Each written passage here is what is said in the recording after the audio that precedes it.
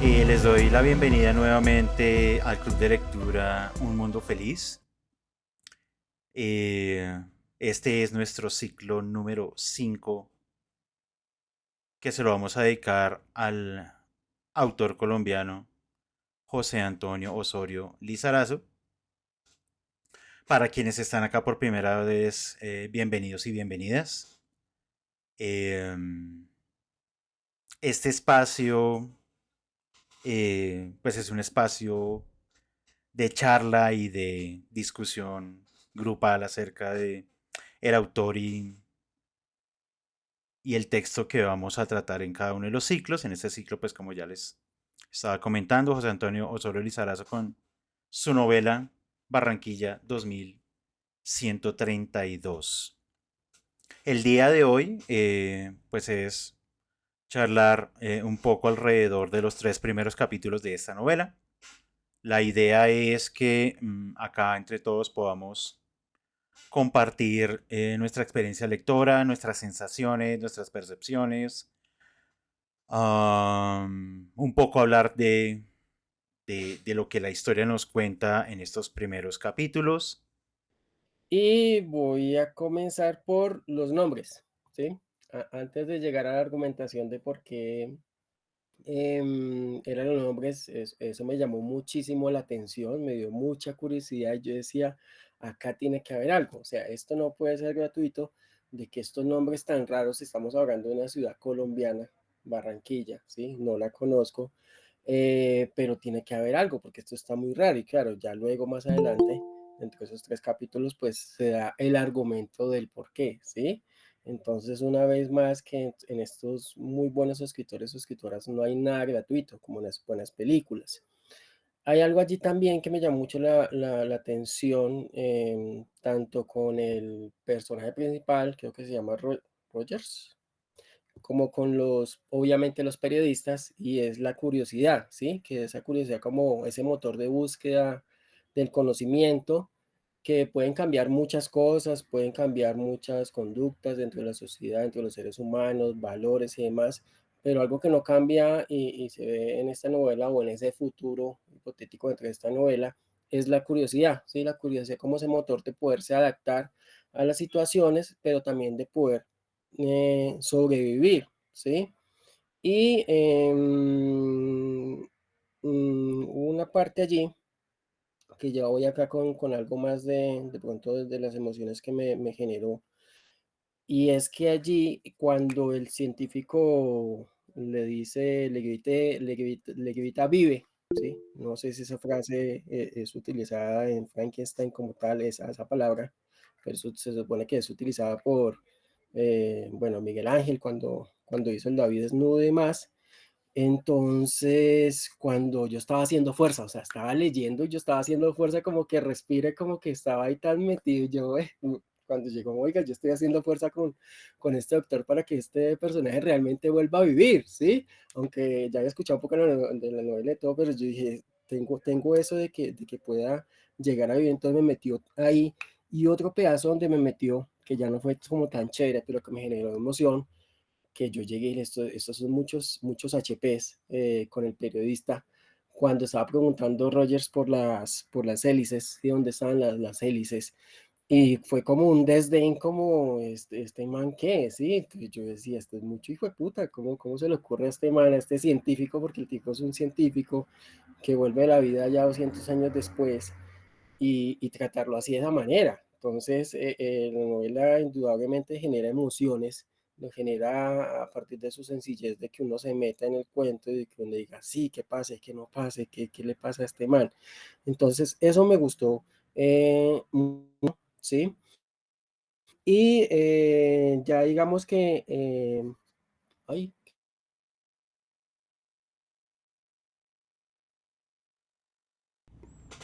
Andrei se nos quedó congelado. Problemas de conectividad. Nos dejó en suspenso para la última idea que nos iba a compartir. Toca esperar ahí ahorita cuando regrese. Por acá anda. Andrei. ya volví, se me Sí, cerró esto señor. completamente. Sí, sí, quedó congelado. Bueno, iba con una cosa ya del inicio, las primeras líneas. De pronto ahí yo me quedé frente al río Magdalena, soy del Magdalena Medio, la parte de Antioquia. Me quedé frente al río Magdalena y allí creo que ya es una minucia mía, pues, pero como para extender la obra del autor, y es que me parece que le hace falta una palabra primordial allí, y es que él nombra frente a, creo que es frente al Magdalena, algo así que dice, y yo digo, acá le hace falta la palabra río, ¿sí? Porque una persona que no esté contextualizada, porque no estamos ahogando del Mississippi, no estamos ahogando del río Nilo, ¿sí? Sino un país económicamente pequeño que a pesar de que quizás el español sea la segunda o la tercera lengua más hablada en el mundo, no es tan importante como el inglés, ¿sí? Entonces seguramente Magdalena tampoco es tan importante así como estos ríos tan conocidos y quizás el autor dijo, pues me vale que no lo conozcan y lo pongo así, punto, listo, eso es válido. Pero ya acá falta como esa palabra río, ¿sí? Em, bueno, voy a dejarlo hasta ahí porque tengo muchas cosas y no me quiero tomar toda la palabra pronto más adelante. Vale, muchas gracias, Andrei. Esa observación que usted hace acerca de que no aparezca la palabra río cuando habla del Magdalena, eh, yo tengo una intuición. A mí me parece que este autor, además como por su labor de cronista, de periodista, que me parece que se le nota mucho como en esos detalles de cómo va describiendo un poco el escenario y el paisaje en esta novela. Pero yo siento que él se la juega por una visión cosmopolita de esa Barranquilla futurista. Al principio de la novela, en la primera página, nos están hablando de unos posibles atentados en varios lugares del mundo. Y de hecho está equiparando a Barranquilla con Nueva York. Y eso me parece muy interesante, porque me parece que la visión que está construyendo el autor de Barranquilla es, en 200 años, esta va a ser una gran metrópoli que va a estar al nivel de las grandes capitales del mundo. Pues imaginémonos que en 1923 pues ya Nueva York tenía obviamente su renombre y él haciendo esa proyección de 200 años, es decir, o sea, también todo el mundo conoce, o sea, si todos conocemos Nueva York, todos conocemos a Barranquilla.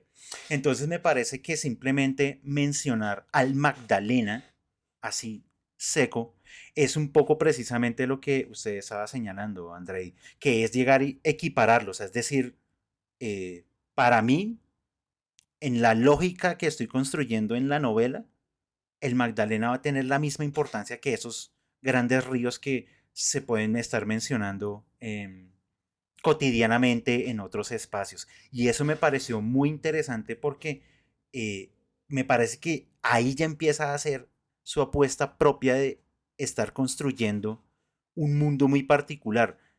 Claro, podría haberlo puesto, puede haber dicho simplemente, así el río Magdalena y no hay ningún problema. O sea, tampoco hubiera sido mayor la situación.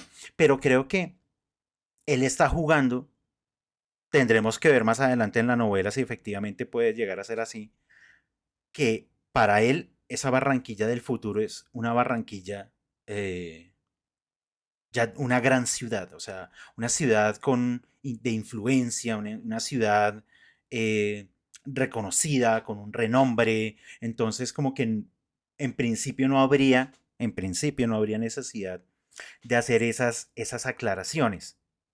Tocará ver de nuevo si efectivamente esa idea se puede ver y se puede rastrear luego en el resto de la novela. Pero pues digamos que esa en principio esa es mi hipótesis de por qué no pone la palabra río. Clara, te escuchamos. Buenas noches. Buenas noches. Pues yo no había leído ni conocía el autor. Leí las primeras líneas y yo, ay, qué pereza, como que no. Y después cuando dije, bueno, no, sino 3 capítulos, hagámosle. entonces me fue sorprendiendo cómo de a poquito nos va llevando a una historia interesante. O sea, ya cuando llegué, que un muerto, yo, ¿qué? ¿Un muerto? ¿Cómo así? Cuando ya que revive, yo, ah, ¿qué? Cuando habla ya que ya que no hay carros, sino que todo es para transeúntes. Yo, guau, sí, está interesante. O sea, como que te va mostrando de a poquitos cada evento y eso lo hace interesante. Entonces, como que ahí sí, como dijo Diego, me dieron ganas de seguir leyendo, pero pues dije, no, paremos porque después le sale a uno cosas que no debía hacer. Entonces, me pareció muy interesante la forma en que va mostrando paso a paso cada uno de los eventos y como que te va atrayendo a que sigas leyendo, a que sigas buscando. Entonces, esa parte me gustó mucho del texto. Vale, muchísimas gracias, Clara. Por acá Gina dice que se identifica con Clara. Le pasó lo mismo. Bueno, ya empezamos a ver unas primeras también percepciones de ese inicio de esta novela. Hay algo muy particular del autor en general y de esta novela en particular. Eh, esta novela solo se había editado una sola vez, en el año 1923. Y una tarea que me parece valiosa que está haciendo la editorial Laguna es recuperar todos esos autores colombianos de hace 100 años que publicaron su obra, que eran en su momento efectivamente autores y autoras con reconocimiento, pero que su obra nunca se volvió a editar. O sea, esta novela prácticamente llevaba 90 años guardada quién sabe en dónde, porque no me alcanzo a imaginar de dónde la pudieron recuperar la edición para volver a hacer la publicación. Entonces me parece que eso es muy valioso porque era pues un autor que si no se hubiera hecho esa labor de reeditar su obra, Laguna este momento ha editado varios de los libros de crónicas y otras novelas de José Antonio Osorio, definitivamente no nos hubiera llegado, no lo hubiéramos conocido. Y, y en particular esta novela, pues yo hubiera sentido que hubiera sido una gran pérdida para la literatura colombiana, porque algo que nos es difícil de rastrear es la ciencia ficción en Colombia. Es muy difícil hacer ese rastreo. Uno como que siente que hay muy pocos autores, sobre todo de esos primeros años del siglo XX, ya de manera contemporánea. Sabemos que la ciencia ficción ha tomado mucho impulso aquí en el país, pero poder saber que, por ejemplo, esta novela era ciencia ficción escrita en 1923 y publicada en ese año, pero estaba así totalmente perdida porque efectivamente no se había vuelto a editar la obra. Entonces, eso, quería señalar eso porque seguramente, creo yo, la inmensa mayoría de nosotros pues no, difícilmente conocíamos a este autor. Nayarit, te escuchamos. Hola, Hola. ¿me escuchan bien? ¿Me Sí, escuchan bien? Sí. sí, sí. Ah, bueno.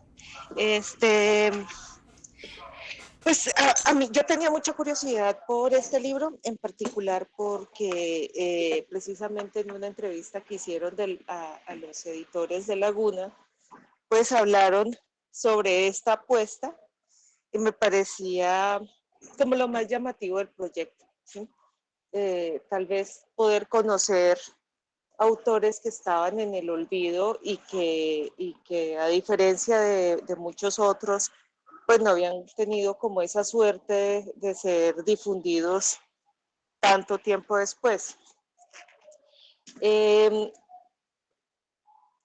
sobre lo que mencionaba André hace un rato sobre por qué le dice al Magdalena sin decirle río, yo recordaba un poco pues de mi experiencia viviendo en el Caribe, un poco de la cultura caribe que pues que muestra que esta gente, eh, hay muchas personas en el Caribe que tienen una noción del mundo como si el mundo fuera pequeño, ¿no? Entonces, que está el típico papá costeño que se acuerda que un día determinado está su hijo cumpliendo años y que el hijo vive en Nueva York y piensa que en Nueva York deben estar en una rumba muy brava por el cumpleaños del hijo, porque así se vive en Barranquilla, por ejemplo. Entonces es también, o sea, yo apuesto por la misma línea que propuso Diego, que lo que pasa es que esta persona tiene una percepción o hace una apuesta por una Barranquilla mucho más trascendente en el futuro, pero al mismo tiempo siento que puede ser también parte de la expresión de la idiosincrasia caribeña que hace creer pues que el mundo está en su aldea, que su aldea es una representación del mundo a donde vayan y juega para las dos. Y sobre esa ambigüedad, sobre esa potencialidad que tiene la novela, yo creo que estos 3 primeros capítulos hablan mucho, porque es que, o sea, tú empiezas con una historia que alude a unos ataques terroristas, ¿sí? Entonces ya ahí tienes como una línea donde podría desarrollarse toda la historia sobre ese eje. Vamos a hablar sobre estos atentados terroristas, por qué hay terrorismo en el futuro, si es un terrorismo extraterrestre, o sea, de ahí uno puede arrancar por ahí. Después hablan que ocurrió como en una ciudad abandonada, ¿sí? O sea, no es en la actual, no es en la urbe de la ciudad, sino que es a las afueras, en lo que se entiende como pueblos viejos, ¿sí? Entonces yo digo, bueno, podría irse la historia por acá y hablar sobre por qué la humanidad abandonó esos antiguos asentamientos y se mudó a otras partes. ¿Qué pasó? Si fue un proceso de contaminación del río, si fue un proceso de contaminación del agua, del aire, si aparecieron plagas, si fue una cuestión biológica, por qué se movieron de la orilla del río hacia otro sector y por qué conservaron los nombres, ¿no? Como en Futurama, que se llama Nueva Nueva York, sí, porque es la vieja Nueva York, algo así, o sea, sí, sí es eso. Esa es la 2.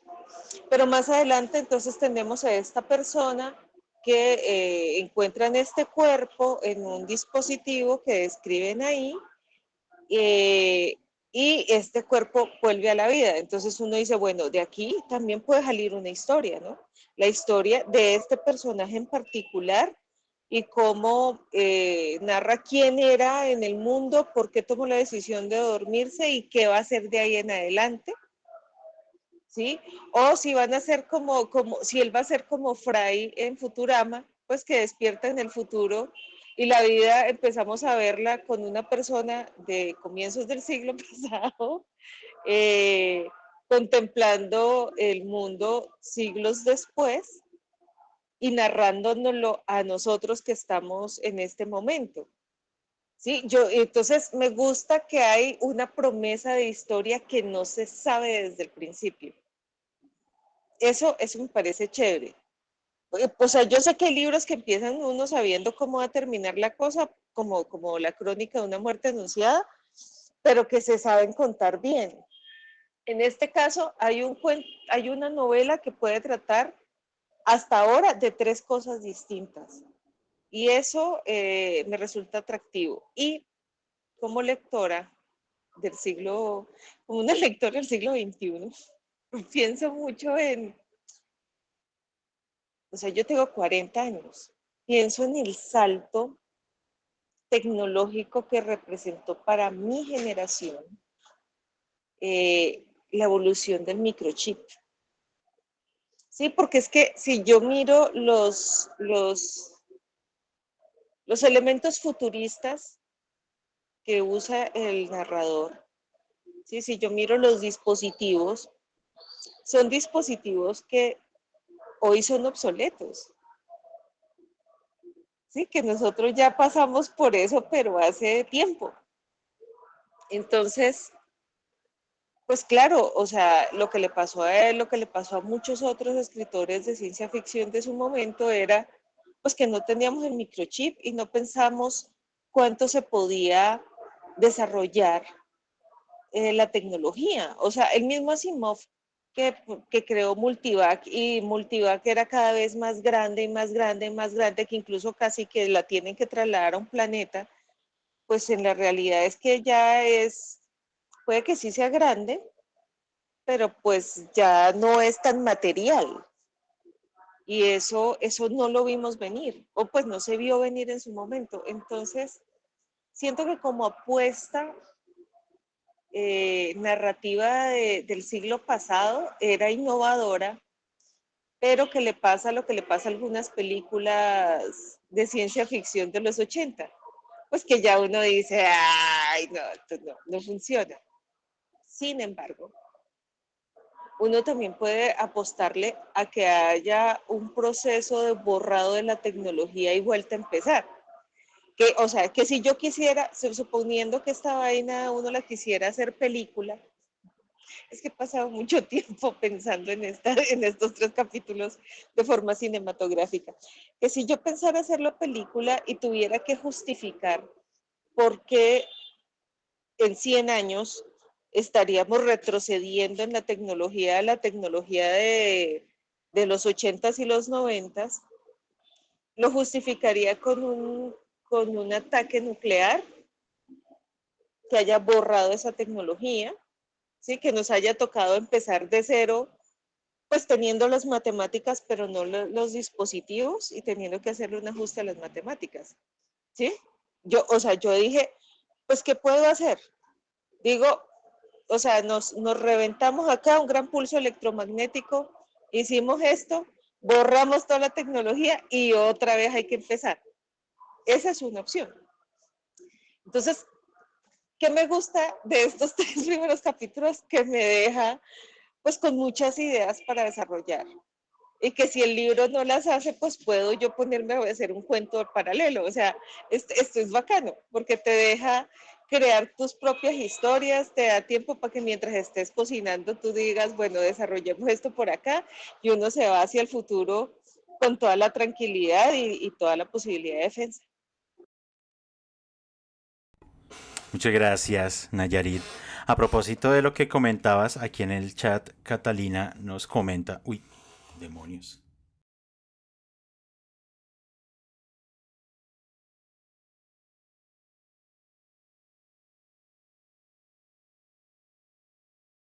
Como de, como esa unión de tecnologías de la época con una idea, llamémosla futurista, que era algo así como eh, la noticia se transmitía de alguna manera, porque ahorita no recuerdo, y llegaba como a las imprentas donde tenían estas máquinas tipográficas y que algo así como de manera automática empezaba como a acomodar los, ¿cómo se llama eso? Es que entonces tienen nombres, como las letras y todo esto, Ganchos. eso. Y que a medida que se iban acomodando, entonces se empezaba a imprimir el periódico, o sea, se imprimía el periódico, que eso ya casi también es complicado hoy en día, y que además esa tecnología permitía de cierta manera que se pudieran imprimir noticias cada poco tiempo.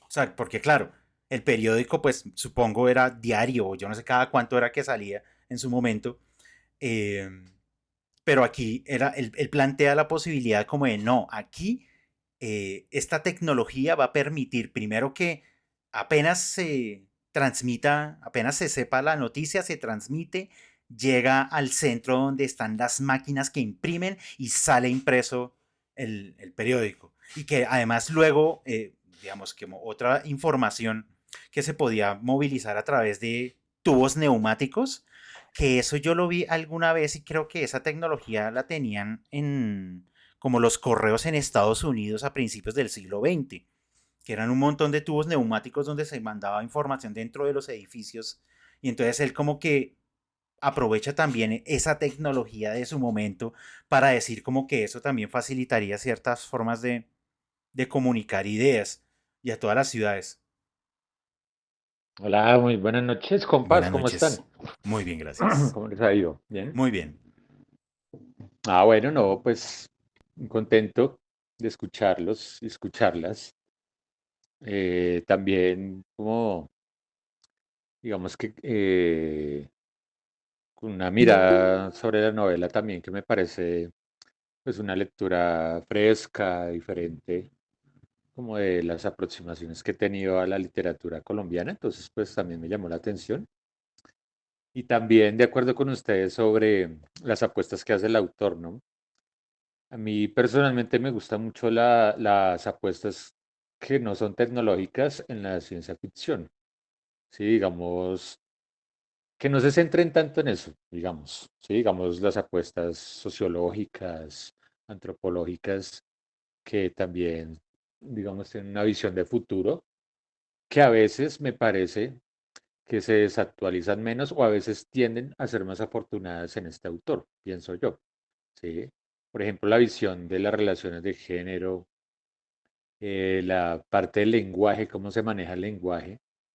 Me parece que a pesar de que ahorita uno puede, por ejemplo, relacionar esa universalización del lenguaje como algo mucho más utilitario, mucho más, digamos, básico o minimalista, como lo habla un poco el autor ahí, digamos, con esas personas que dicen en el futuro, pero este señor que revivió, ¿por qué habla tanto y por qué se enreda tanto en su lenguaje? ¿Por qué no dice las cosas sí o no y ya? O, sí, ese tipo de cosas me parece crítica, uno las puede ver pues en internet, ¿no? Como con los memes y con los textos que son en las redes sociales muy cortos, muy simples, todo dado a la simplicidad, sí, a lo básico, ese tipo de cosas.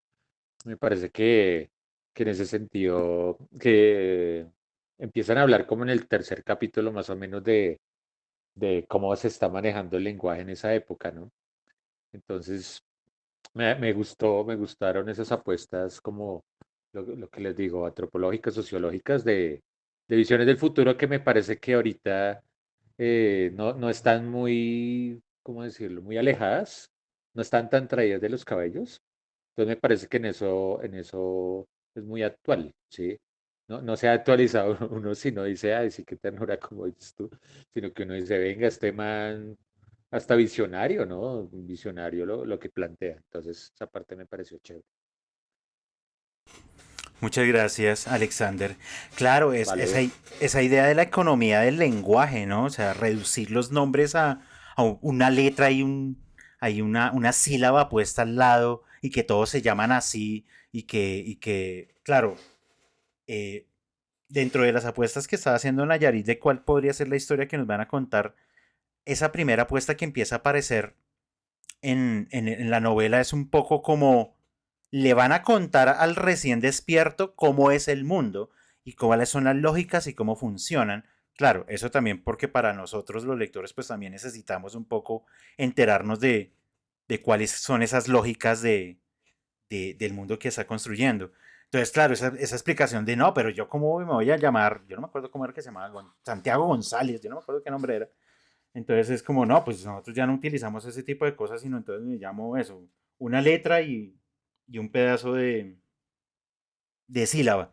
Entonces esa idea de la economía del lenguaje, sí efectivamente es algo que, como lo señalaba Alexander, pues es muy de nosotros y de una hora, como de pensar esas formas de sintetizar ideas, aun cuando estamos ahorita en discusiones en donde el lenguaje otra vez está expandiéndose, ¿no? Por aquello de las situaciones de identidad y todo. De hecho, el lenguaje otra vez vuelve a crecer en volumen. Pero me parece que esa idea sí me parece que fue muy acertada como en esas apuestas de llegar y decir, va a haber un punto en donde al menos como nos nombramos, como nos llamamos, se va a reducir a una pequeña expresión como para ahorrar tiempo, para ahorrar palabras, por así decirlo. Andrei, lo escuchamos. Bueno, a mí me parece que la parte tecnológica, y concuerdo más bien con lo que decía Alexander y otras cosas, que el tipo es casi que más muy visionario, o quizá yo hago un ejercicio de completarlo, y es que esa llamativa manera de comunicarse de la prensa, yo no sabía que el tipo era periodista, y es que hay una inmediatez muy parecida al Internet, ¿sí? Y en eso que tú decías cuando yo dije lo del río, que comparar Barranquilla con Nueva York, él lo hace porque dice allí incluso que la prensa Barranquilla era tan rápida, tan inmediata las noticias y el sistema era igual como en París, como en Nueva York, ¿sí? Entonces hay siempre una inmediatez allí, me parece como si fuera un tipo de internet, ¿sí? Lo que el tipo estaba allí diciendo, porque ver a esta gente y que salga la noticia de una vez es como estar nosotros texteándonos y que llegue inmediatamente, ¿sí? Y que cada media hora se actualiza. Si uno ve hoy en día, a veces salen noticias en Twitter y yo digo, esto es cierto, y me pongo a buscar en los periódicos, como a las 3 horas sale la noticia en los periódicos oficiales, y es algo que acá Osorio está diciendo, ¿sí? Entonces allí sí realmente hay una inmediatez, hay un avance en la forma de comunicar las noticias, de comunicar la información, de cómo llega, de cómo sale. Entonces me parece que ahí está haciendo, fue bien futurista el tipo, y que la inmediatez no solamente por comunicar, sino que casi que me parece que hay una hipercomunicación, una ansiedad por saber, ¿sí? Que cada 20, cada 30 minutos sale un nuevo periódico. Hoy en día el periódico escrito se ha perdido prácticamente, ya son muy poquito lo que uno ve y ya todo es digital. Pero incluso por ahí cuando estaba en la universidad, que veíamos a los filósofos de la sospecha, no pude encontrar el documento, no pude, creo que era Nietzsche el que lo decía, que era como que la vida cada vez será más rápida, ¿sí? Antes el internet no se medía en megas, ni siquiera ya vamos casi que por los terabytes, aunque los terabytes se inventaron hace mucho rato en internet en Europa y fue por un accidente, pero ya vamos, ya eso va llegando a las casas porque ya vamos en 1000 megabytes y demás de velocidad. Los autos y los aviones son cada vez más rápidos, los tren bala, ¿sí? Entonces esa rapidez que muestra Gio Osorio se está cumpliendo de alguna manera. Las pantallas tienen más hercios, es decir, todo es supremamente más rápido y todo se traduce en esa inmediatez y también en contener la energía, es decir, no perder esa energía con los ademanes, con los saludos, con las palabras, todo tiene que ser ya, ya, ya, ya. Y me llama mucho la intimidación allí donde el doctor le dice como, deme 24 horas, no publique nada de esto y yo les doy como la chiva, ¿sí? Cómo esos periodistas que están acostumbrados a dar estas noticias cada media hora, cada 20 minutos, cómo se aguantan de dar una notición de esos, ¿sí? ¿No les generó acaso ansiedad o que allí me falta como un argumento que espero que más adelante me lo cierre? Porque yo digo, esto acá me quedó volando. ¿Cómo es posible que estos tipos 24 horas sin dar esa noticia cuando todo era ya para allá? ¿Sí? Entonces ahí hay un argumento que espero que la novela más adelante me lo cierre porque sí me lo queda ahí como debiendo. Por aquí, ahí es donde pienso algo con respecto a la inmediatez y es la crónica. El género de la crónica que es la noticia después de la noticia, que es ya mucho más profunda, que lleva mucho más tiempo, mucha más dedicación, ¿sí? Yo podría pensar que en ese futuro, en ese 2132, la crónica ya perdió o ya se perdió completamente o que resulta por ahí muy poquitas veces y para casos muy puntuales y que quizás este podría ser uno de ellos, que quizás por eso los periodistas aguantaron esas 24 horas sin llegar a dar esa noticia. Me llamó mucho la atención el uso del promo, ¿sí? Traté de rastrear cuando se descubrió que el promo se sabía que podía proteger de la radiación y no hay como una fecha exacta porque siempre se ha sabido que es una de las características de este material. Incluso investigué cuándo fue que se creó Superman y fue en 1933, es decir, antes de que saliera la novela incluso. Entonces yo decía, este tipo metió ahí ciencia, pues es ciencia ficción y me gustó muchísimo. Y yo no sé cómo sería la primera impresión de edición de esta novela, pero que uno ya vean la portada, el hongo ahí atómico, pero que esta explosión solamente haya sido en ese edificio, entonces esto fue una explosión mini atómica o qué pasó acá, ¿sí? Ya seguramente más adelante nos lo va a decir.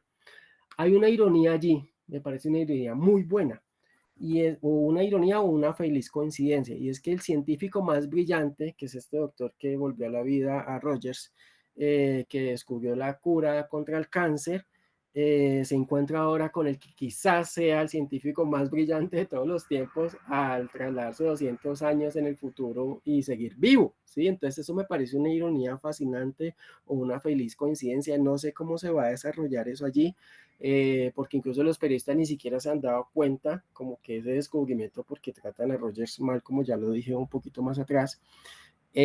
Incluso cuando es el gesto de las manos que no se lo daban, allí dice Osorio que es porque era poco higiénico. Yo digo, este man estaba pensando en una pandemia que acabamos de vivir ahorita en el 2020, ¿sí? Entonces me parece que hay cosas que realmente sí le acierta en el futuro, y ahorita cuando Nayarit decía que era como un retroceso, yo decía, pero eso ya ha ocurrido.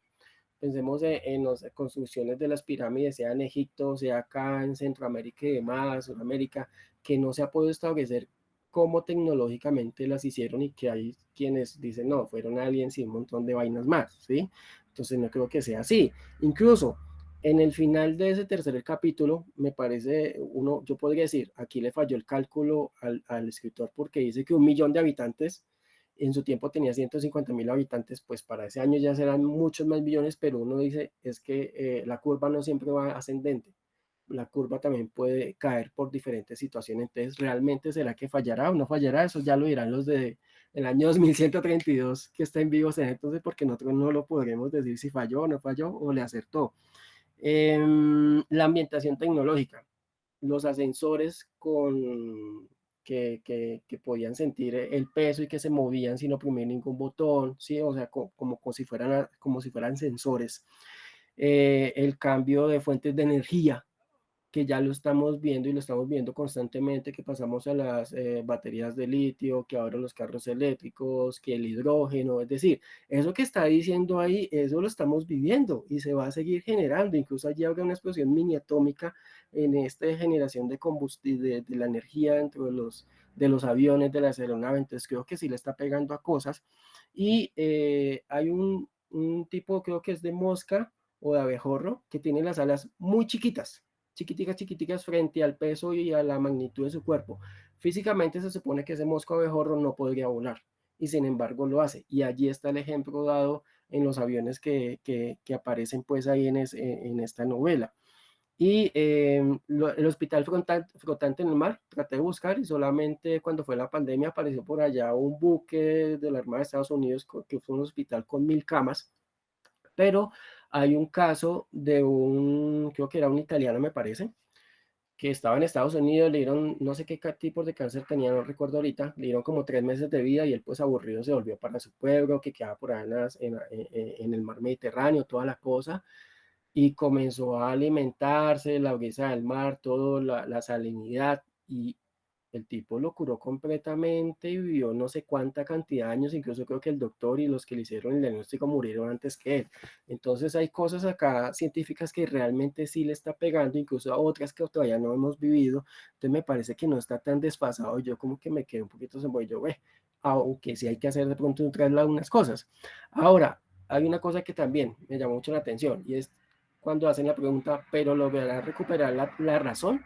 Creo que era una pregunta que ni el mismo Rogers se había hecho cuando hizo el experimento, porque sí, el perro volvió quizás con todas sus facultades, pero quizás en esa época incluso lo vimos cuando se dice si tienen alma, si no tienen alma, si tienen los mismos pensamientos, si tienen lenguaje, si no tienen lenguaje los animales, a diferencia de supuestamente nosotros seres humanos que también somos animales. Entonces ahí me pareció que esa pregunta allí es muy llamativa, muy razonable, y que el mismo protagonista no se la había hecho. Y ya. Gracias, Andrei. Sí, yo no sé si en el año 1923 ya se podía hablar de la criogenia, pero básicamente eso es lo que hacen con el protagonista, ¿no? Que eh, creo que la última vez que yo vi la criogenia en la ciencia ficción es en... ¿Cómo se llama esa película de Stallone? El Demoledor. Esa es la última vez que recuerdo la criogenia en la ciencia ficción. Pero no sé si en historias más recientes ha vuelto a aparecer esa idea, pero él ya estaba planteando un poco eso. Claro, que ahí más o menos explica que sí, que se congela la sangre y que no sé qué, y que, o sea, así como se congela, se descongela y bueno. Pero son apuestas que de nuevo me parecen muy interesantes en términos como de tratar de imaginar ese tipo de posibilidades. El libro, pues que creo que no se ve, esta es la portada de la primera edición. Muy sencilla por demás. O sea, es simplemente ese juego de formas y el título del libro. O sea, era algo supremamente básico. Ya digamos que Laguna hace un poco la apuesta de pintarnos este hongo en medio del manglar. Que esa es la otra apuesta que me parece interesante. Llegaría a decir, no, la energía del futuro es la energía atómica. Que, claro, pues, o sea, es decir, hoy en día, en los países llamados del primer mundo, es esa la energía que mueve la industria de estos países. Es decir, tampoco es que estuviera tan desfasado de llegar a pensar como, no, yo creo que entonces ahora las avionetas pues se van a mover por una energía tan limpia, porque acuérdense que el argumento que le presentan al personaje principal es que, no, pero que quemar combustible, por amor a Dios, eso ya, eso es de trogloditas, eso es un pasado que tuvimos que abandonar hace mucho tiempo, porque ahora tenemos, comillas grandes, una energía limpia como es la energía atómica. Bueno, una nube con lluvia sobre un platanal. Bueno, sí, sí. También lo es. Es un hongo y es una nube y es un platanal. Bueno, el platanal es así para todos. Eh, entonces, esa idea, pues todavía, o sea, al menos para nosotros sigue estando ahí presente en términos de las posibilidades energéticas. Claro, ya para la movilidad, pues entendemos que el último carro que se movió con energía atómica fue el DeLorean en el primer Volver al Futuro. Hasta ahí llegó la energía atómica, o sea, de hecho, de ahí no pudo pasar. Entonces, bueno, esas apuestas de nuevo de llegar e imaginar qué posibilidades tenemos para movilizarnos, me parece interesante. Yo iba a señalar otra cosa, pero bueno, ahorita me iré acordando. Eh, yo le dije James, pero ¿cómo se pronuncia? Sí, James está bien, esa es Perfecto. la costumbre de mi Sí, lado. Hasta sí. que llegó James Rodríguez y nos cagó a todos los James en español, Vale. algo así. Bueno, hola a todos.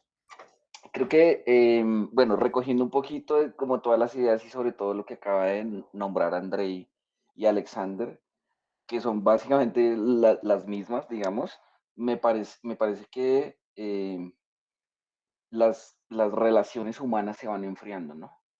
Y creo que ahí el tipo está muy acertado porque cada vez estamos más lejanos entre nosotros. Es decir, el saludo cada vez es más distante, los nombres cada vez son más cortos, lo que ya decían, y nuestra identificación pues nos define.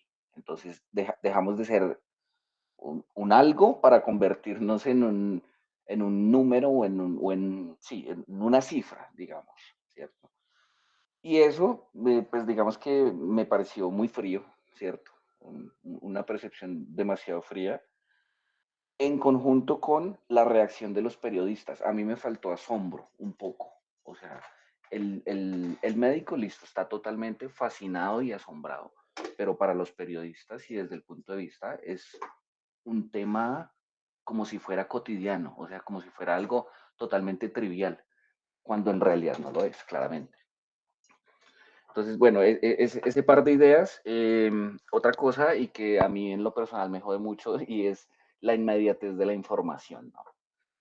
Lo que venimos diciendo es, carajo, a hoy día la inmediatez es ya, o sea, todo sucede ya y de todo nos enteramos ya.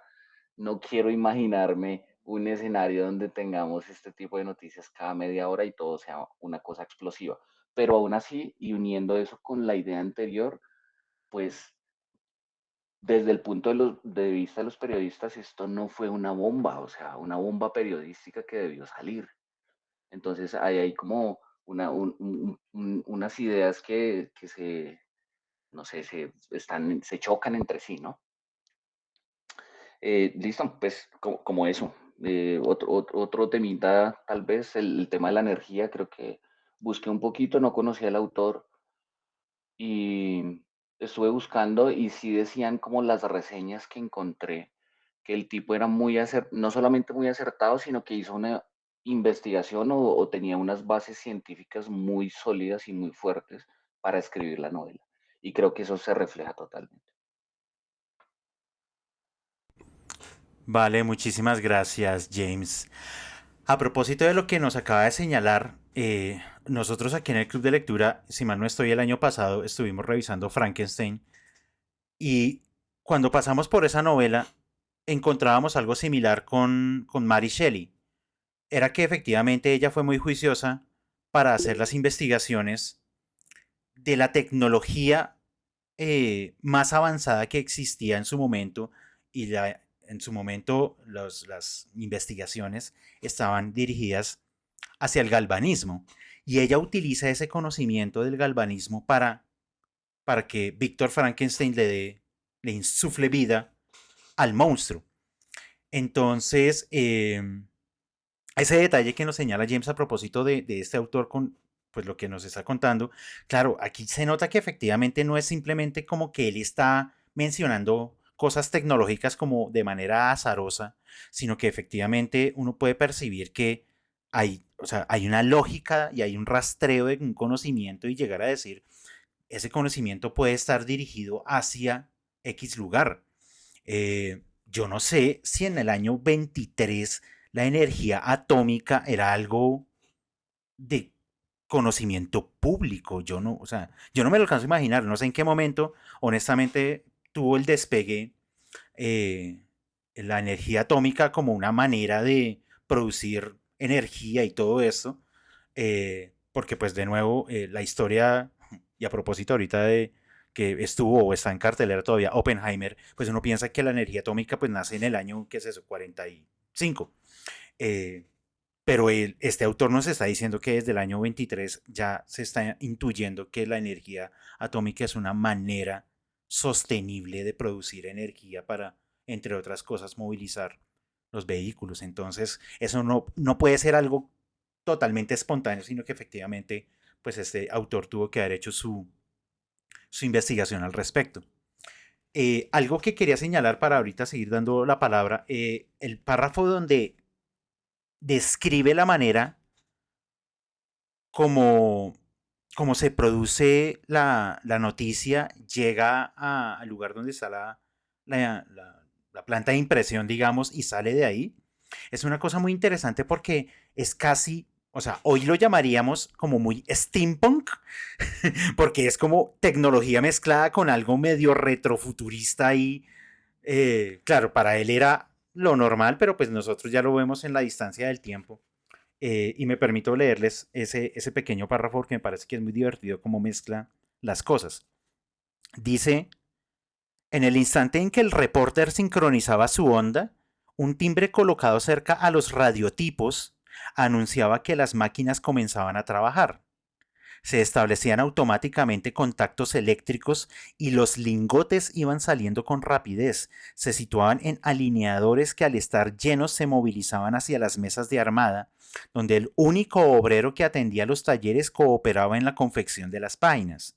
Cuando éstas estaban terminadas, la simple opresión de un botón eléctrico las conducía por medio de carriles. La rotativa y su contacto con la máquina cerraba el circuito de los motores que echaban a andar. Al propio tiempo, una sirena también automática anunciaba al público la aparición de una nueva edición que era vendida por medio de tubos neumáticos que partían de las oficinas y terminaban en diferentes sectores de la ciudad. Algo sí nos estaba anticipando de todas maneras este señor, que ya no iban a trabajar sino un solo operario para para toda esa labor. Entonces ahí sí también él fue muy perspicaz en llegar y decir, no, esto ya no va a necesitar de un montón de gente cuadrando letras para hacer la impresión, ¿no? Es una persona que apenas medios eh, vigila, porque todo el proceso se está haciendo de una manera automatizada, o sea, él no está ni siquiera interviniendo en la colocación de los tipos ni nada, sino todo eso. Xiaomi ya tiene su fábrica de celulares automatizada. O sea, ahí estamos. Y allí en esta descripción de cómo saldría un periódico, pues ya nos estaba diciendo que efectivamente iba a haber una minimización de la mano de obra para este tipo de labores y que ni siquiera iba a necesitarse un vendedor, sino a través de estos tubos neumáticos llegaría directamente a las personas pues que necesiten el periódico. O sea, finalmente eso es internet. Palabras más, palabras menos, ¿no? Pues sin tubos neumáticos, pero es muy parecido realmente. A mí esa descripción me hizo pensar que estaba leyendo ya otra versión del universo. Ya ven, ya ven. En el futuro los periodistas son más éticos. Que sí, eso me parece interesante la observación de Camila porque, y eso creo que lo mencionaba hace un rato Andrei acerca como de que le quedó sonando esa frase como de no, vamos a esperar 24 horas. Claro, a mí me parece que ahí es el autor poniendo de su parte diciendo, yo como periodista y con una ética periodística, porque me imagino que es él pensando como periodista, diciendo, no, o sea, claro, nosotros le vamos a dar 24 horas a usted, señor investigador, para que resucite a ese señor y vuelva a la conciencia y todo eso, y en 24 horas nos cuenta, usted nos cuenta a nosotros qué fue lo que terminó pasando con él. Claro, pues era la visión ética de él. Él nunca se imaginó que en pocos decenios el periodismo iba a caer tan de cara a como está hoy en día en muchos medios tradicionales. Él jamás se imaginó que la ética periodística se iba a resquebrajar como está resquebrajada hoy en día. Entonces, claro, él hace una propuesta desde su punto de vista de decir, no, o sea, los periodistas van a ser éticos incluso dentro de 200 años. Bueno, ahí sí tenemos que decirle a don José Antonio, no. Esa sí fue una muy mala apuesta. Semana está a 1.000 pesos y necesita vendedores. Fue mi chica. Marliovis, te escuchamos. Hola, muy buenas noches para todos. Me encanta estar en este espacio y volver a verlos. Me sorprendió un poquito la lectura, sobre todo porque uno dice es que en Barranquilla no pasa nada aparte del carnaval, llénese maicena y visita el malecón, ¿cierto? Entonces el tipo sí es muy visionario y acertó en muchas cosas en cuanto a que ya nuestros jóvenes se están volviendo monosílabos, todo lo abrevian, ya no hablan, no conocen el lenguaje, todo es sí, okis, sisas, estoy bien, y yo como que, hey, pero estos pelados ya no hablan, qué tristeza. Entonces, en eso sí apuntó bien. Y el hecho de que los médicos hoy en día y siempre nos hemos sorprendido de cualquier huevonadita y que le llegue ese espectáculo al médico en su atención de urgencia, uno dice, Dios mío, ¿qué pasó acá? Entonces, la lectura así como que lo va atrapando a uno y lo atrae. Entonces, me pareció muy jocoso en ese sentido. Yo me fui 18 años de Barranquilla y regreso y la única novedad es el malecón. Yo, ay, Dios mío, vamos como lenticos, pero vamos avanzando.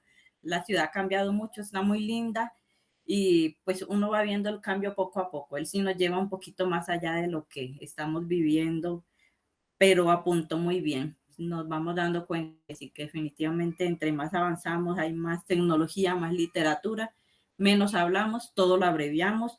En la costa, específicamente en Barranquilla, siempre tenemos esa costumbre de ir abreviándolo todo, todo es más, todo es el cosito, el cosiámpiro, o sea, tenemos un lenguaje muy fluido y a todo le llamamos igual y todo lo vamos abreviando y todo lo vamos acortando, el pa' qué en vez del para qué.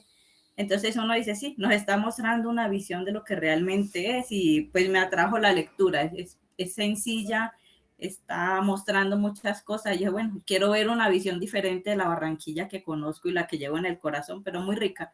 Me animó a seguir leyendo. Un abrazo para todos, me encantó el espacio. Muchas gracias, Marliovis. Siendo así, tu visión va a ser muy importante para todos nuestros encuentros de llegar y decir que sí y que no de esa Barranquilla que nos va a proponer José Antonio Osorio en esta novela. Entonces, bueno, como siempre, muy chévere tenerte acá, pero yo siempre estaré muy pendiente de lo que nos comentes, de decir, ah, sí, ah, no. A propósito de eso, y lo señalaba Nayarit hace un rato de eh, cómo se movió Barranquilla a decir que pues en la novela ya no están como en la ciudad vieja, sino como que se movió un poco y se construyó una nueva, y que señalaba el nueva Nueva York. eh, pero eso me parece que en las narrativas de ciencia ficción siempre aparece o aparece referenciado de alguna manera. Yo pensaba, por ejemplo, en el Tokio 2 de Evangelion y en el nuevo Tokio, porque esas, o sea, Tokio es una ciudad tan grande que uno no se puede imaginar que la puedan mover a ninguna parte, pero los japoneses han tenido la osadía de llegar y decir, no, en el futuro vamos a abandonar esta ciudad y le vamos a hacer un nuevo Tokio en otro lado. ¿En dónde? No tengo ni idea.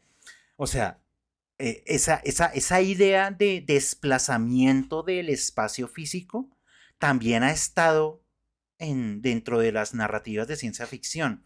Y de nuevo me parece muy interesante que este autor haya tomado uno de esos elementos que me parece muy característico y lo haya usado para su planteamiento de decir, no, la Barranquilla del futuro no está construida en el lugar donde siempre ha existido, sino que hubo un desplazamiento por X y Y circunstancia y que estos nuevos edificios altos donde las avionetas se parquean en sus techos es una nueva Barranquilla, es una Barranquilla, es la Barranquilla del futuro. No puede ser la de las casas viejas, porque hay una nueva tecnología y hay unas nuevas maneras de interactuar. Entonces, él ha apostado y ha utilizado, me parece muy bien ese recurso de decir, no, la hemos desplazado y esta nueva ha crecido un poco cerca, pero es al lado, no es donde originalmente estuvo. Entonces, me parece que esa también ha sido una forma acertada como de imaginarse esas posibilidades dentro de la narrativa de la ciencia ficción. Alexander, lo escuchamos.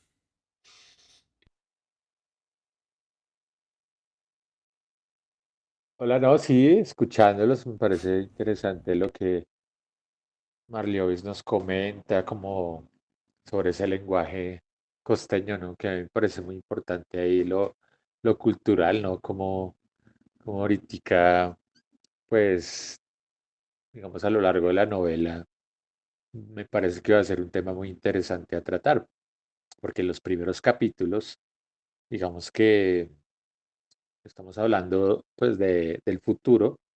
Entonces, bueno, listo, uno dice, puede que haya cambiado mucho el lenguaje, sí, las prácticas culturales, todo esto. Entonces, pues esperemos a ver qué pasa como con toda esa cultura costeña en el transcurso de la novela que me parece bien interesante de discutir. Yo por ahora lo que pienso de los primeros capítulos es que vemos un lenguaje un poco formal, ¿no? Como muy a lo periodístico, muy distanciado, muy un poco frío, ¿sí? Donde uno de entrada, pues, pues la novela se llama Barranquilla, uno de una de entrada con una narración de una novela que se llama Barranquilla, uno de una espera encontrar, pues, como esa cultura costeña, de alguna manera uno como que en las líneas uno como que intenta y buscar, venga, pero ¿dónde está eso? Que obviamente no hay que esencializarlo, ¿sí? No es que haya una cultura costeña, una forma de expresarse costeña, pero de todas maneras uno trata de buscar eso. Entonces me parece interesante como tratar de buscarlo, pues, en los siguientes capítulos. También quería hablar un poquito sobre las referencias del autor. A mí me parece que un poco como hablando un poco de ese lenguaje que está utilizando en estos primeros capítulos, me parece que tiene que ver con sus influencias literarias. Yo creería, pues indago porque no estoy muy seguro, pero por la época en que este autor escribió, o sea, H. G. Wells, que él escribió como a finales del siglo XIX, pues yo creería que es una influencia fuerte en él. Inclusive hay una novela que se llama Cuando el durmiente despierta, que tiene una trama un poquito similar, ¿no? Que es un tipo que cae en coma y despierta 200 años después, en el futuro. Entonces resulta que, bueno, tiene todo, el tipo pues tiene más o menos su platica y la tiene en la bolsa de valores, entonces se le aumenta ese dinero, Entonces todo tiene que ver con eso que se vuelve un multimillonario sin saberlo y como una celebridad. Entonces todo gira en torno a eso, a los conflictos que hay en torno a eso y a él enfrentarse pues a ese nuevo futuro pues que él no se lo esperaba.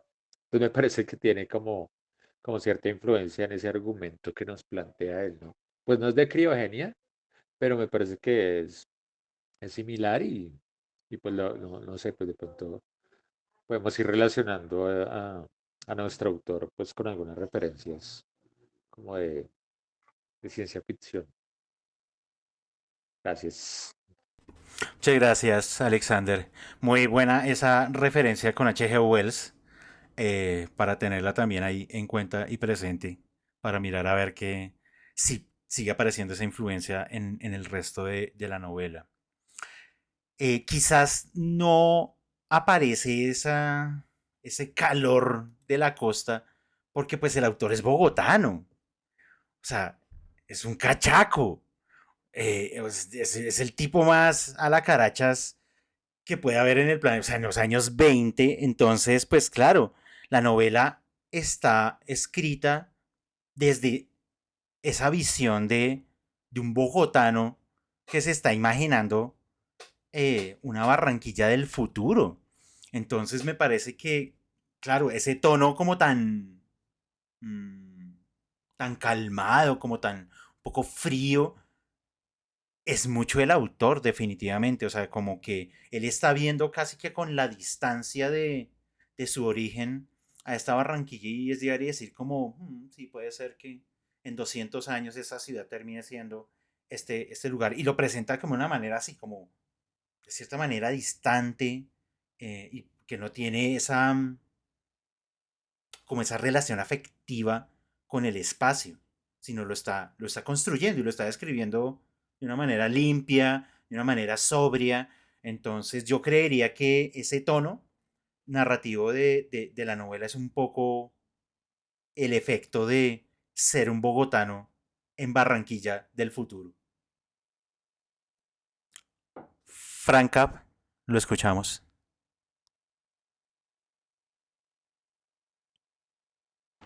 Aló. Sí, precisamente em, la obra comienza con un ataque terrorista que es muy, muy actual, ¿no? En ciudad capitales.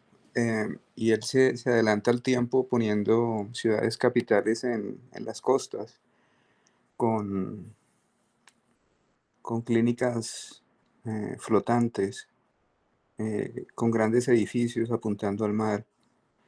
Entonces, pues es una visión, digamos, desbogotanizada completamente, o sea, deswashingtonada, o sea, son ciudades costeras las del futuro, las que él plantea como las planteó tal vez mm, mm, Rafael Uribe Uribe o otros presidentes en Panamá, ¿no? Antes de la separación.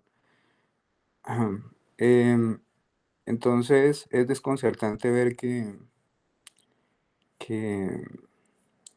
que ante la capital que él plantea para el futuro, ¿cierto?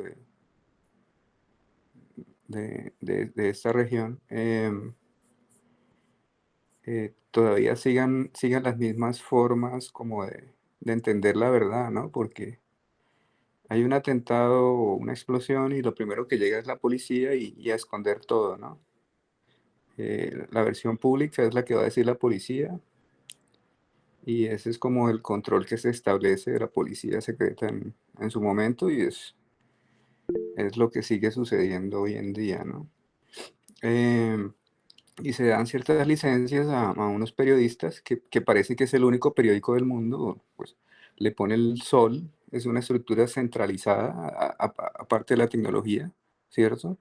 Que funciona como funcionan hoy en día, o sea, sin trabajadores y con corresponsales, donde solamente hay un obrero, ¿sí? O sea, hay una automatización de la información, hay unas pirámides de poder que son de los estados o de las ciudades de policía, ¿no?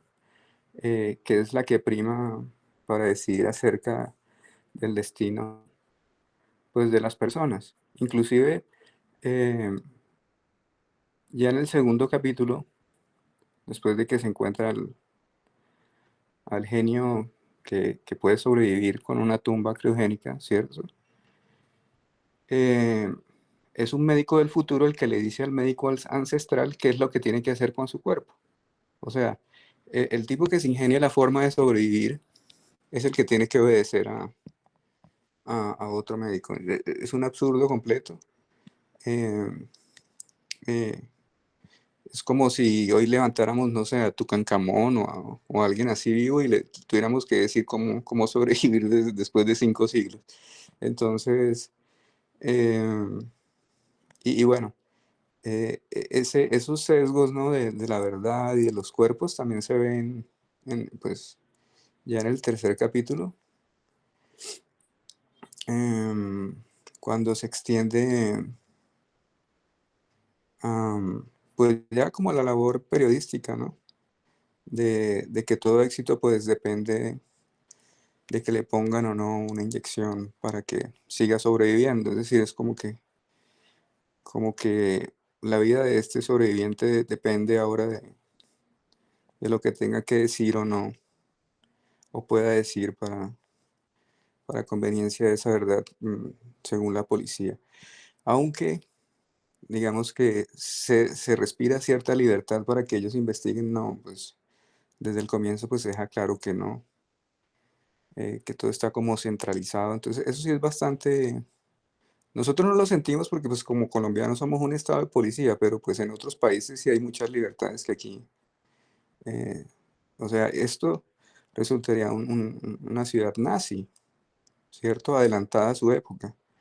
em, y, y- y apenas la curiosidad y todo contacto humano es como enfermizo, ¿no?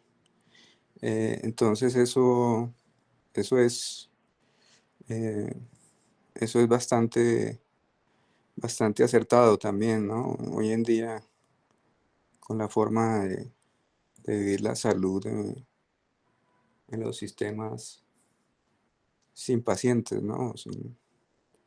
O sin comunicación entre los pacientes, más bien. Bueno, muchas gracias. Muchísimas gracias, Frank. Algo que quiero señalar que se me había pasado, dos cosas. En el año 1923 todavía el río Magdalena era navegable. Y él efectivamente ya para la época está diciendo que es algo que definitivamente va a desaparecer. El río Magdalena, hasta donde tengo entendido, fue navegable hasta los años 70. Pero él en 1923 estaba diciendo, esto va a morir. Ya era una realidad que incluso él ya estaba viendo. Estaba leyendo un poco acerca de esa historia y fue la construcción del canal de Panamá generó unas cosas ahí con la tierra y los sedimentos, tal que empezó a dificultar la navegabilidad por el río y que eso ya para la época del año 23 del siglo XX ya empezaba a mermar la navegación por el río. O sea, él de todas maneras sí está señalando algo de su presente y de su realidad diciendo, esto sí estoy seguro que va a morir, que va a desaparecer. Claro, la apuesta de él son estos helicópteros, estas avionetas que vuelan y que se parquean en los techos de los edificios, pero él ya estaba viendo ese problema que se avecinaba a la ciudad y pues en general al río. Y el otro detalle que me parece que es muy bogotano él, el problema con la radio, que por ahí en algún punto de la novela llega y dice como que existió en algún momento de la historia de Barranquilla ese ruido que salía por ese aparato y que si estuviera en manos de algunos de ellos es como yo mandaría a desaparecer los radios porque eso me parece que es el peor de los vestigios que puede haber quedado en el futuro porque cómo es posible, o sea, él todavía pensaba que en el año 2132 iba a existir la radio, pero que como vestigio de un pasado, pero que como vestigio de pasado esa vaina debería desaparecer.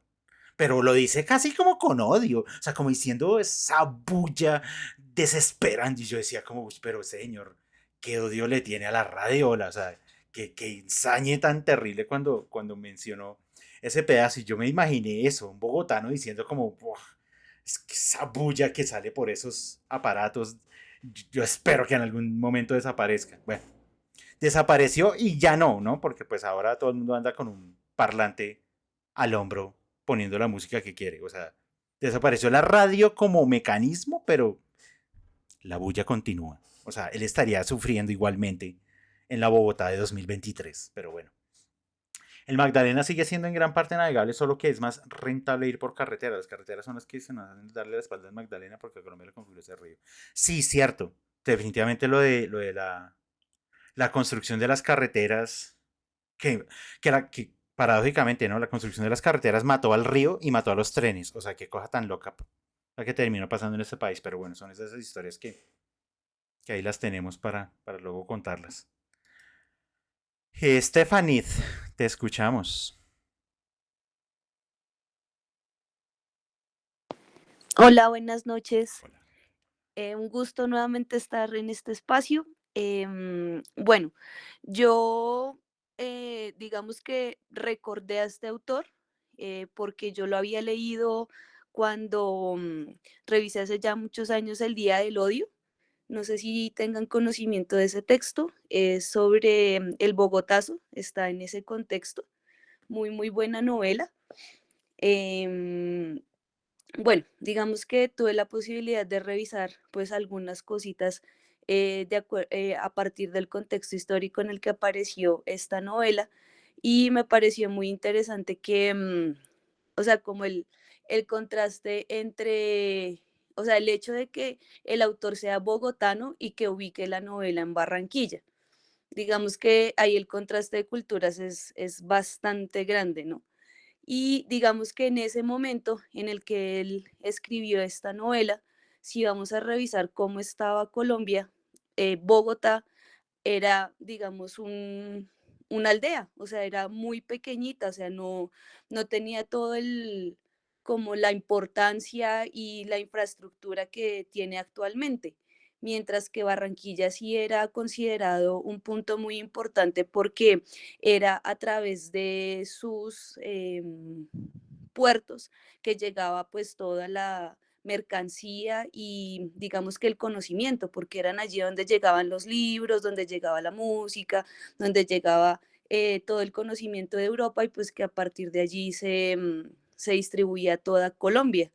Entonces, de hecho, por eso es que se le llama Barranquilla la Puerta de Oro, porque por allí era donde entraba, digamos, todo ese conocimiento, pues que muy posiblemente, pues contribuyó a la, como a la, mm, al surgimiento intelectual del país.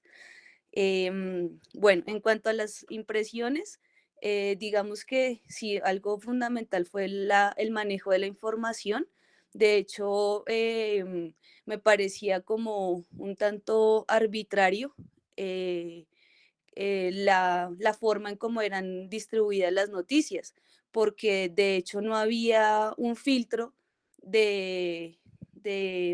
digamos, a una persona que estuviera como revisando lo que estaba publicando los periodistas, sino que de una vez eran ya dados al público, o sea, no había alguien que constatara que efectivamente esa información que se estaba compartiendo fuera verídica y además estaba siendo como presentada desde una sola perspectiva, entonces no había forma como de verificar si efectivamente eso era así o no.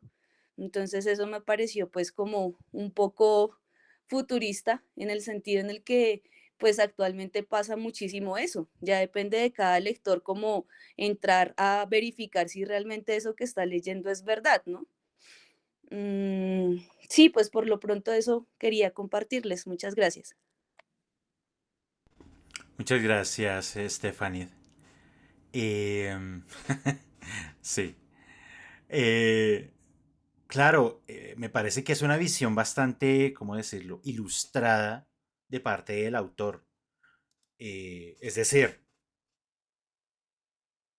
el reportero o el reporter, como lo llama acá, produce la noticia, inmediatamente queda publicada y todo este proceso sucede es porque, por así decirlo, todos somos ilustrados. O sea, hay una ética, porque ya nos la dejó planteada aquí en estos 3 capítulos, de que el periodista tiene una ética, entonces basado en esa ética va a ser fiel a esa noticia que va a construir y que el lector va a ser capaz de entender qué es lo que se le está contando en esta historia. O sea, es un ideal moderno increíble el que está construyendo este autor con ese gesto tan pequeño que es simplemente que está el reportero y crea la noticia y va a la impresora, bueno, a la impresión, y sale inmediatamente y es consumida. O sea, como que tenemos un nivel de, de raciocinio y de racionabilidad que como que esto es normal y pues no debería en ningún momento imaginarnos intermediarios. Ese es el modelo ilustrado de la modernidad.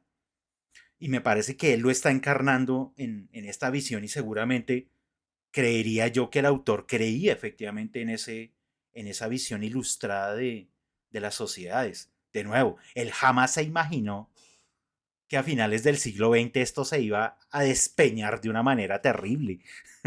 O sea, que esto se iba a desarmar de una manera atroz y que, claro, pues además eran los años 20 y acordémonos que el modelo ilustrado y esta idea de lo racional, pues termina resquebrajándose, obviamente, de una manera brutal con la Segunda Guerra Mundial.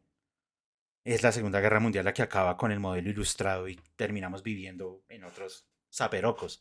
Pero en su momento me parece que él cree profundamente en ese modelo ilustrado del conocimiento, de que si yo soy ciudadano de un lugar es porque tengo la posibilidad y la capacidad de hacer como todos esos ejercicios de abstracción y que tengo eso, la ética y tengo como un principio para entender lo que me están contando en las noticias. Algo que quiero señalar porque había dejado pasar que nos compartió Douglas en el chat, que mencionaba que algo que le pareció curioso es que al parecer en la época en que se escribió el libro no se usaban los cliffhangers, ya que leyendo el final del primer capítulo habría sido genial terminarlo con que encontraron el ataúd en los escombros. Que me pregunto cuándo empezó a aparecer ese recurso en la literatura. Yo no sé si cliffhanger como tal, pero como a finales del siglo XIX las novelas se publicaban por entregas en los periódicos, de todas maneras, sí esos novelistas, bueno, estos escritores realmente, tenían que generar el enganche con los lectores de los periódicos entre una edición y otra.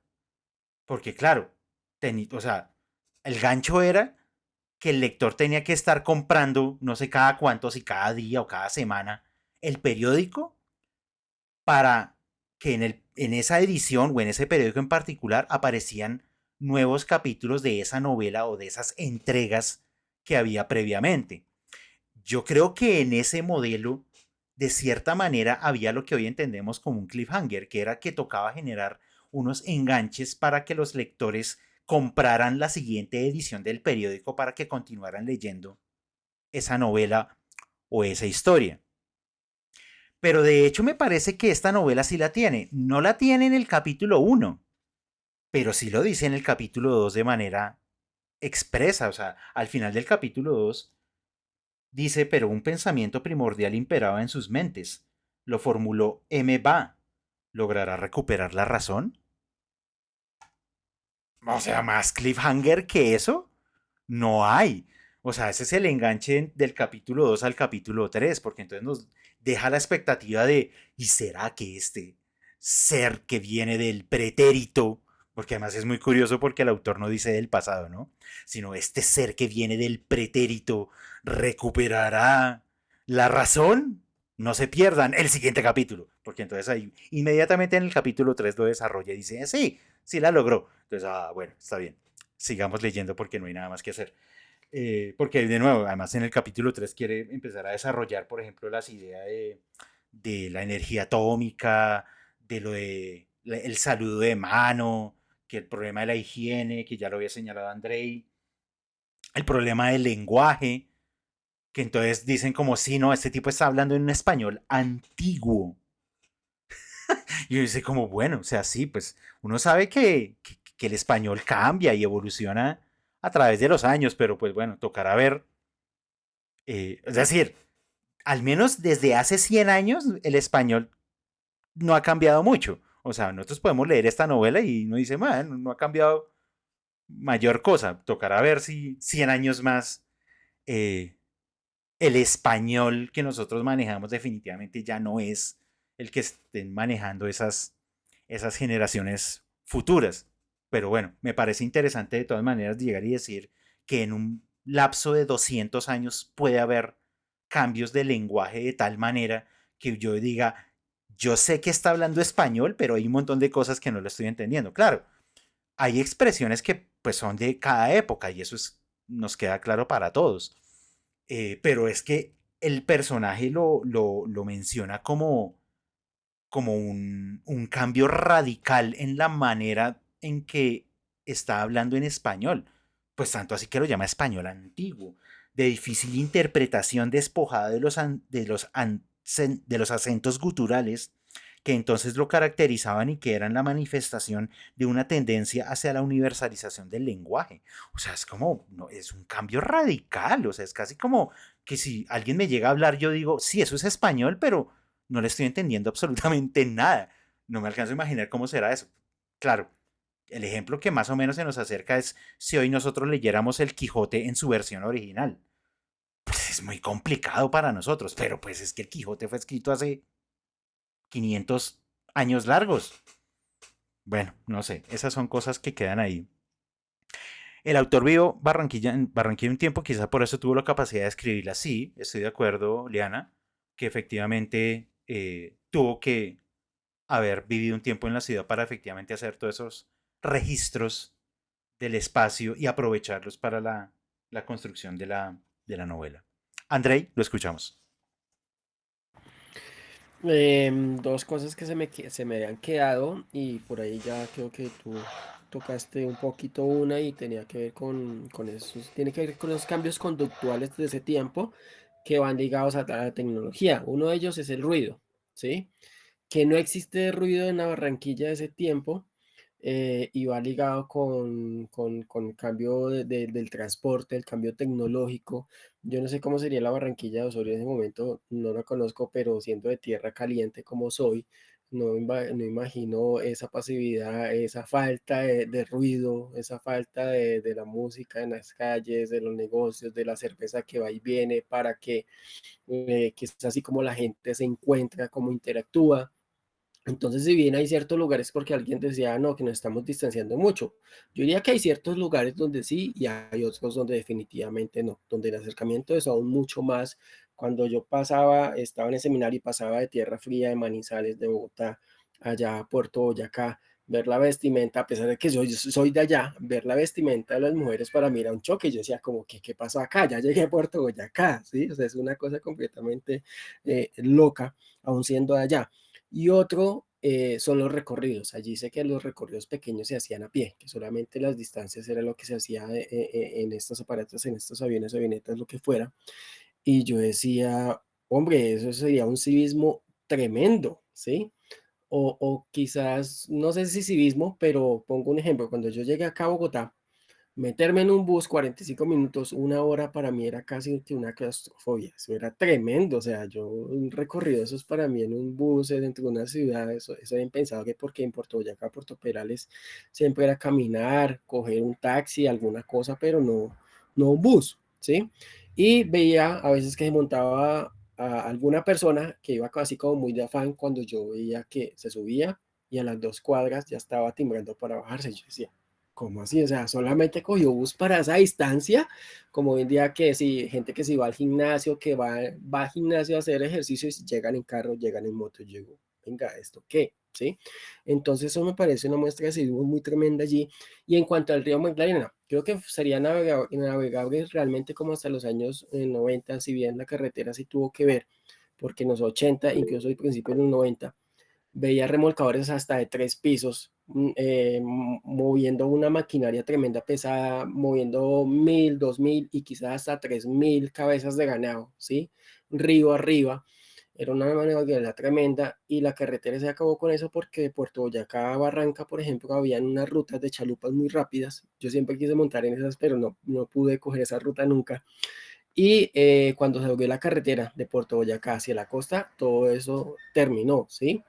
Pero pues obviamente algo que ha terminado mucho el río y muchos ríos en el mundo es no poder contar, como decías vos ahorita, o Soria acá en el libro, con una energía como la energía atómica o otro tipo de energías, y que acaba mucho los ríos definitivamente son las represas. Ese tipo de energía, ese tipo de construcciones es lo que acaba mucho las represas, porque frente a mi casa se parquean esos remolcadores de 3 pisos, que una vez me gané una pela tremenda y mi mamá porque mis medio hermanos estaban bañando ahí y yo tenía como 5 años y me fui a montar.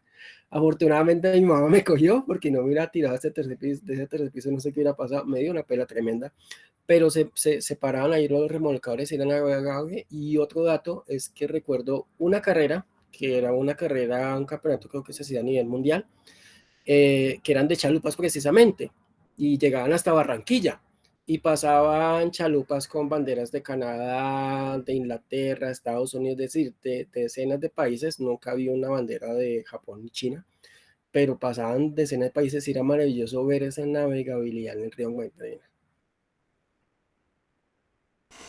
Muchísimas gracias, Andrei.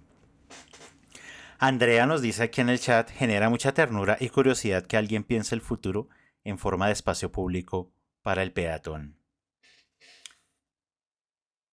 Yo empecé diciendo el día de hoy, y para ir cerrando el encuentro del día de hoy, que a mí me parece que José Antonio Osorio Lizarazo tiene una visión bastante cosmopolita de la ciudad, y en particular de esta Barranquilla futurista. Él dice en algún punto que, claro, la gente se mueve en grandes espacios a través de esas avionetas y que la calle termina siendo un espacio para movimientos cortos de las personas, pero que además ese espacio público peatonal, aunque no lo describe, pero yo me lo imaginé limpio, como muy ordenado, como muy cuidado. O sea, me imaginé casi como si fuera, bueno, voy a señalar una ciudad como Chicago. Nunca he estado en Chicago, aclaro, pero he visto demasiados documentales acerca de la arquitectura en Chicago, porque, digamos, esa ciudad en Estados Unidos está renovando mucho su espacio público y las construcciones.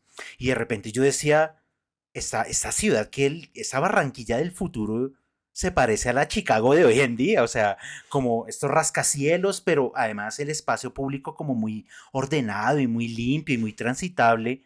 Y yo decía, es una visión bastante cosmopolita de la ciudad, o sea, él se está imaginando esa Barranquilla como la posibilidad de una ciudad puerto, creo que lo señalaba Fran hace un rato, como todas las ciudades portuarias del mundo, ¿no? Como una Nueva York, que es eso, es una ciudad al frente del mar, con toda su majestuosidad como ciudad. Él estaba imaginándose a la Barranquilla del futuro exactamente como eso, como una ciudad cosmopolita. Y me parece muy interesante esa apuesta. Y por eso cuando yo leí esta ya me la leí completa, pero la estoy releyendo muy feliz.